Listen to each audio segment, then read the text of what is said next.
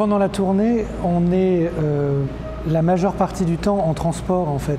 Pas la majeure partie du temps, mais on est au moins 2 heures, 4 heures, 6 heures par jour dans des trains, des voitures, des bus. Donc ça laisse beaucoup de temps pour dessiner. Et dessiner avec du matériel, avec des aquarelles et tout ça, c'est un peu impossible. Par contre, dessiner avec un iPad, c'est très facile. On sort l'iPad, on dessine dessus. Quand on est dans les transports, on discute, c'est une sorte d'errance un petit peu stérile. On ne peut pas bouquiner, on ne peut pas regarder des films, ça nous isole trop. Dessiner, ça permet de garder le contact avec les autres et en même temps d'être créatif. Et ça, pour moi, ça a été une aide vraiment géniale de pouvoir continuer à faire quelque chose, de même raconter ce que je vivais tout en étant connecté à mes copains, en fait. Je me suis rendu compte qu'au fur et à mesure, ça racontait exactement mon quotidien et que je pouvais commencer à envisager un objet plus grand qui serait un genre de carnet de croquis, enfin de carnet de dessin où par image, je raconte l'intimité de ce qu'on vit. Une tournée, quand on la vit de l'intérieur, c'est pas du tout ce que le public imagine qu'on vit. Le public nous voit en train de faire des concerts et nous imagine après en train de faire la fête. Souvent, c'est un peu ça.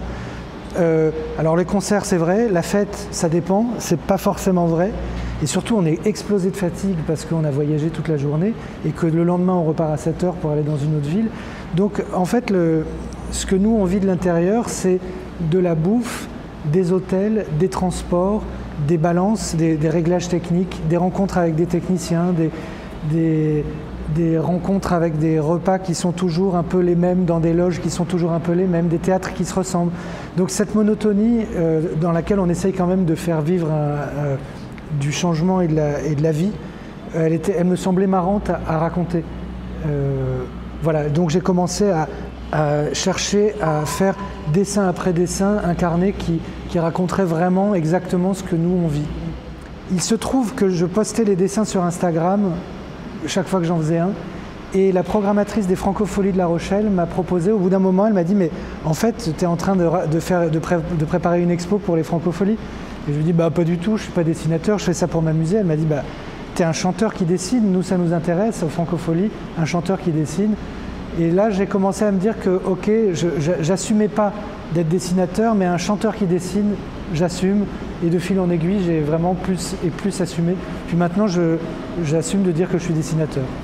Oui, et ça c'est un aspect que j'aime bien raconter dans mes dessins, qui est ce que le public ne voit pas, ne ressent pas. Le public n'est jamais sur scène avec nous. On ne peut pas filmer ni faire de photos de ce que nous on vit depuis la scène.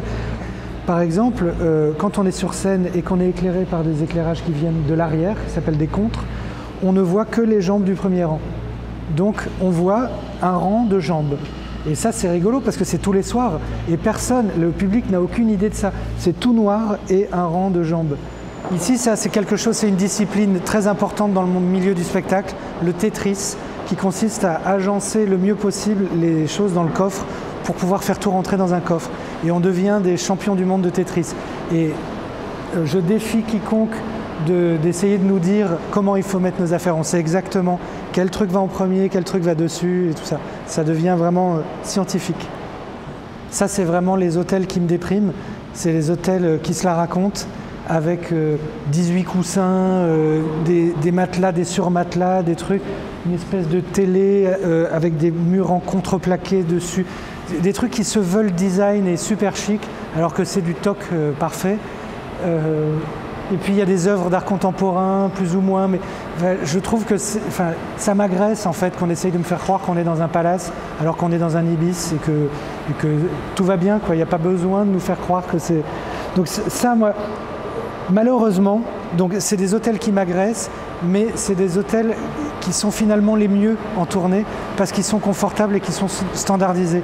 Parce qu'il y a encore pire que ça, il y a tombé sur le petit hôtel charmant tenu par un couple sympa qui en fait, avec des lits bancals, des tentures avec des acariens et un petit déj dégueulasse. Enfin disons que finalement on en est venu à préférer les hôtels qu'on déteste parce que tous les jours, bah, au moins il y a une constance. Donc c'est le paradoxe de la tournée. Donc ces dessins illustrent ce que j'aime pas et ce que j'aime en fait. C'est terrible.